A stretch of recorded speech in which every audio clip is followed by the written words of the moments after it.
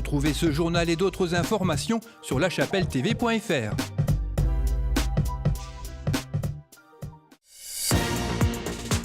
Bonjour et bienvenue dans l'édition du 13 avril de La Chapelle Info. Liberté, égalité, fraternité, des valeurs qui ont inspiré un spectacle de chorale à l'école Louis Bartier. La bourse de printemps de l'Association des familles connaît toujours autant de succès. Une promenade à travers les œuvres des plus grands peintres grâce au pianiste Bertrand Coineau. Un open amical organisé par le Twirling Chapellois. Et pour finir, du football avec le challenge pitch U12, U13.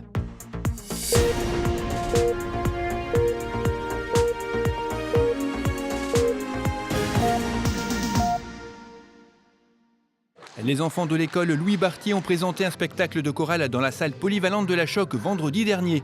Ce spectacle avait comme thème nos valeurs républicaines, liberté, égalité, fraternité, des valeurs revisitées à travers 13 titres, de One Love de Bob Marley à Né quelque part de Maxime Le Forestier, ou comme ici, Ma liberté de penser de Florent Pagny.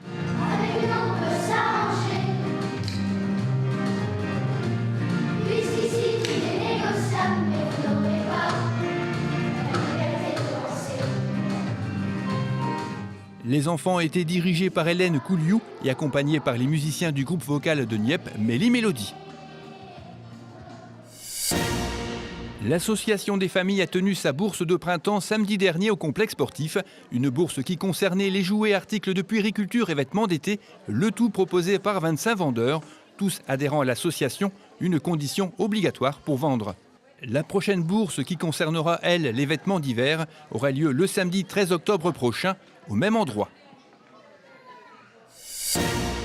Samedi dernier, l'espace Mandela a accueilli le pianiste Bertrand Coineau dans un récital intitulé L'étoile musicale, où le spectateur était convié à un véritable voyage au cœur d'étoiles des grands maîtres, un spectacle né d'une volonté de montrer au public le lien entre la musique et la peinture. Je trouvais ça très intéressant pour le public de remettre en perspective en fait le lien entre les œuvres pianistiques qui sont parfois inspirées directement de peinture ou même l'inverse en fait. C'est-à-dire que ce rapport entre la musique et la peinture, il a toujours existé. Il y a Goya qui a inspiré le compositeur Granados pour son œuvre Les Goyescas, qui lui est en fait un hommage. Il y a Debussy qui a côtoyé Degas. Donc tout ça, je trouvais ça vraiment intéressant de montrer que tous ces univers se croisent et que même nous, en tant que musiciens, quand on construit une interprétation, tout est basé sur l'idée originelle du compositeur.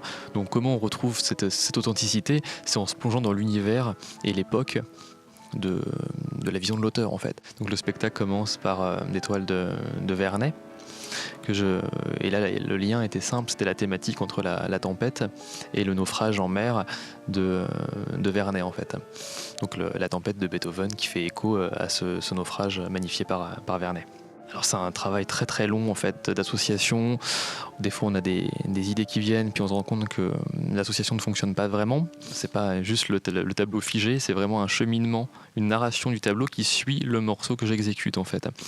Donc c'est moi qui ai monté qui ai fait le montage parce que j'étais le seul à pouvoir caler mon interprétation sur la vidéo en fait. Donc du coup pareil c'est tout un travail de tâtonnement à partir de logiciels etc. On part d'une image de très belle qualité en fait, des tableaux qui sont scannés. Enfin voilà, c'est ça la difficulté technique. La première, c'est celle-ci en fait, c'est de trouver et d'avoir les autorisations pour pouvoir utiliser les tableaux de maître, scannés ou numérisés. Et ensuite, après, c'est un travail de post-production en fait, qui prend un certain temps. Là, pour vous dire, ce programme-là, j'ai mis à peu près 1 an à le monter avant que ce soit opérationnel. Une promenade à travers les siècles du XVIIIe jusqu'au milieu du XXe, avec Degas, Renoir, Van Gogh ou encore Turner, et qui s'est terminée par un hommage au peintre picard Alfred Manessier.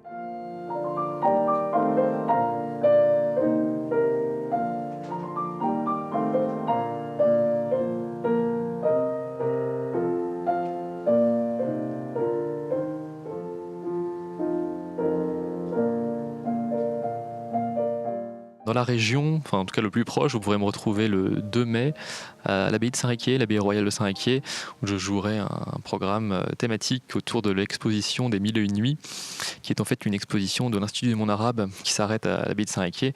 Et du coup, je jouerai une transcription assez redoutable de Scheherazade, de Rimsky-Korsakov, et beaucoup de musique espagnole, étant donné que l'influence de la musique maure, donc arabe en fait, prend son écho en fait dans la musique espagnole. Donc ce sera la thématique pour le 2 mai.